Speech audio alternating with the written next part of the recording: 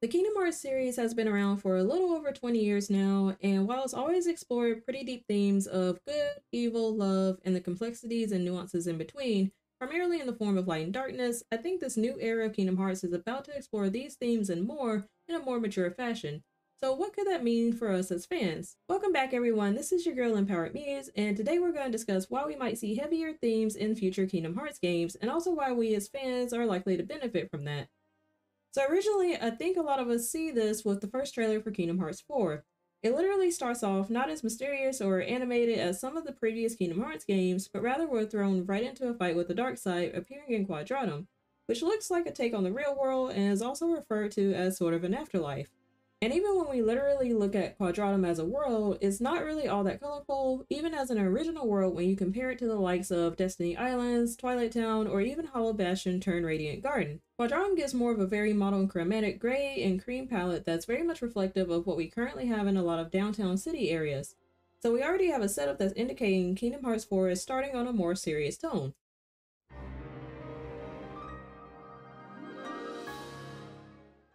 So right away, I think it's pretty clear that one of the more mature themes that this era of Kingdom Hearts will focus on is death. And not only the concept of it as it relates to the Kingdom Hearts universe, but also the consequences of trying to reverse it. And we already know that Sora was apparently casted to some sort of afterlife as a consequence for abusing the power of waking to bring back everyone who was struck down in the Keyblade Graveyard, as well as Kairi after she was struck down by Master Xehanort. This was very much implicated at the very end of Kingdom Hearts 3, and in the secret movie of the base game, as well as the secret movie of the DLC Remind. So it's no surprise when Strelitzia referred to Quadratum as sort of an afterlife for both her and Sora, since she was also struck down by darkness in Union Cross. Although there's still that lingering question of how both her body and what seems to be her conscious mind ended up in Quadratum as opposed to the final world. So aside from the weight of being, for all intents and purposes, dead in some form, Sora will also likely have to deal with how permanent and final death could be for him, or maybe even his friends. While there's still a chance that Sora could return back to the Realm of Light at some point in the Lost Master arc, we don't really know at what cost.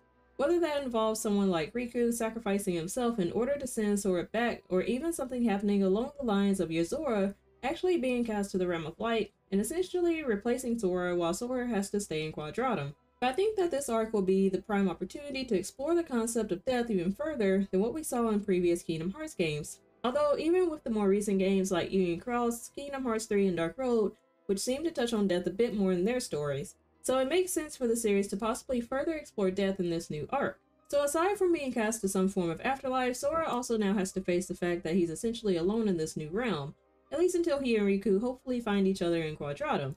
But until then, we'll likely see this other side of Sora we haven't had to really witness in a long time, and that's a sense of loneliness Sora will likely experience. And yes, Sora has been alone before in previous games, but it's usually for part of the story, like in Kingdom Hearts 1 or Chain of Memories, or in a different form like in Recoded as Data Sora or Dream Drop Distance, which was primarily through dreams. But Kingdom Hearts 4 will be the first game where Sora will have to explore new territory by himself for what's likely most of the game. And while Strelitzia is in fact there to help guide him, we don't actually know if she'll accompany him as he explores Quadratum. Not to mention, Sora will still have to spend time getting to know Strelitzia, so he won't have that same familiarity within a party that he usually would with Donald and Goofy. So because Sora has been so reliant to a degree on the strength of friendship, it'll be interesting to see how he'll cope truly being alone now, and whether he'll start having those weighted feelings of loneliness. I think this will definitely cause some growing pains for Sora, who obviously places a high value on friendship. I'm even curious to see whether the people in Quadratum will have that same sort of openness to friendship for Sora like he's experienced in previous worlds and the other games. If Quadratum is modeled after the real world, would it reflect the communal society that Sora could easily adapt to, or a more individualistic society that might exacerbate his sense of loneliness? If the story does touch on this theme through Sora, I think it would be a really great way to see just how his character would develop through that.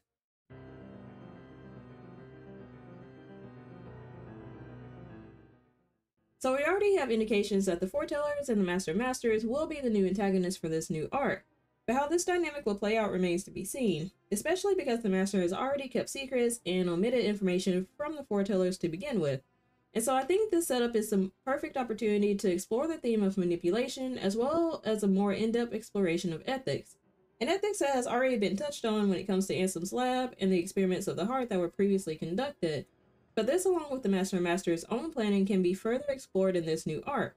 As far as manipulation, we saw a little of it during Master Xehanort's saga, as he became the Seeker of Darkness and later tried to orchestrate clashings of light and darkness to summon Kingdom Hearts, and even go so far as manipulating Terra before fully taking over his body.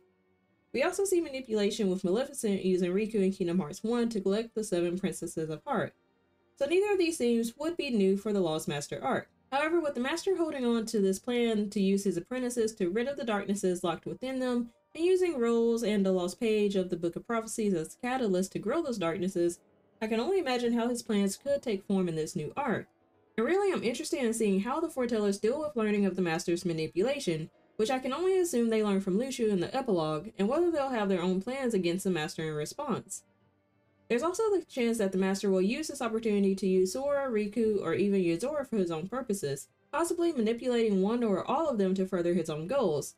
If the story in the Lost Master arc does end up going this route, I can see this being a test for Sora, who went through some form of manipulation with Organization 13 in both Kingdom Hearts Chain of Memories and a little in Kingdom Hearts 2, but could be explored in a deeper way this time around with the Master of Masters, especially because Sora is in fact pretty much alone this time. And going back to ethics, there's also the possibility that bigger ethical questions may come into play, specifically as it deals with using replicas or taking the bodies of certain people from the past for them to be used in the future, like certain Union leaders from the days of Union Cross. Additionally, there's also the ethics of coming into what seems to be a completely neutral place like Quadratum and uprooting the lives in that place in order to either hide away from darkness, which is now present there, or to try to defeat darkness once and for all. I think the question of how far is too far when it comes to waging this type of war in a seemingly neutral place will be a major theme throughout this next arc.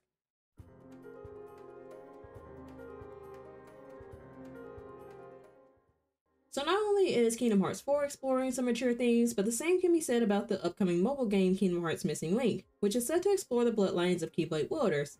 However, it seems that these bloodlines will be the determining factor in how societies in the Missing Link era of Scholarlight Kylum are formed.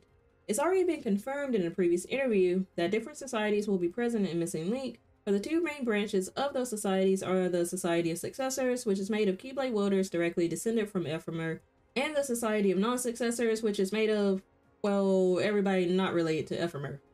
So right away, it seems like the dynamics between these societies may touch on some sort of class system based on one's bloodline, which could likely end up introducing themes of classism, at least in that era. And because we already know that those in power seem to be referred to as the founders, we know that there is in fact a ruling class for this era of Scholarlight Kylum. And while I'm not imagining that big of a class divide throughout the story of Missing Link, we're already seeing that these different societies are competing for these character pieces in various worlds. So I think it's safe to say that we'll be examining Missing Link through the lens of a lineage-bonded society with the bloodlines of Keyblade wielders and how that impacts the potential class divides throughout Scholarlight Kylum.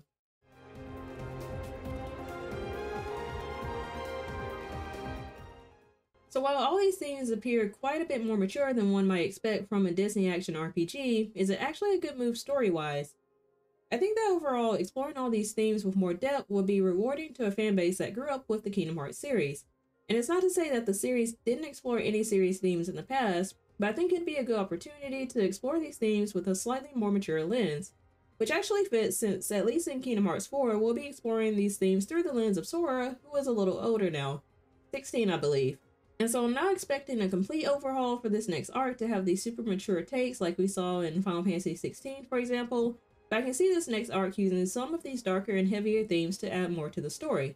And while I have the feeling this will be fine for those of us who have grown up with the series, I am curious as to how the writers and devs will maybe use these themes to bring in a new audience. But honestly, Disney movies and properties tend to have a decent way to explore these themes already, so I don't think it's out of the realm of possibility that even a slightly mature and darker Kingdom Hearts can still bring in a new audience with this next arc. But I want to hear from you, so let me know what you think about the future of Kingdom Hearts direction in the comments below. If you want to explore some more Kingdom Hearts theories, I'll be linking another Kingdom Hearts theory video here in the end screen, and as always, be sure to hit the like button and subscribe to this channel if you enjoyed this video and want to watch more Kingdom Hearts content. And if there's anyone who may have questions about what to expect for the upcoming Kingdom Hearts games, be sure to share this video. Thanks for watching, and I'll catch you next time.